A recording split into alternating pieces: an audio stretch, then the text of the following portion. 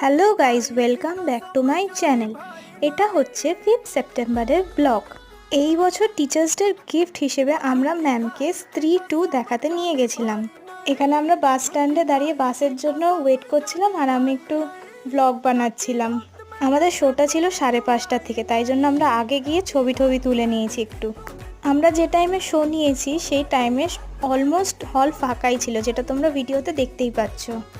এটা আমাদের গ্রুপ, এটা বুলি, এটা অনামিকা, এটা আমি, আর এটা আমার ম্যাম। এরপর আমাদের মুভিটা স্টার্ট হয়ে যায়। মুভিটা ওভারঅল খুবই ভালো ছিল, খুবই মজাদার ছিল। আমরা খুব হেসেছি, খুব এনজয়ও করেছি। এই মুভিটা দেখার পর মুডটা পুরো ফ্রেশ হয়ে গেছে।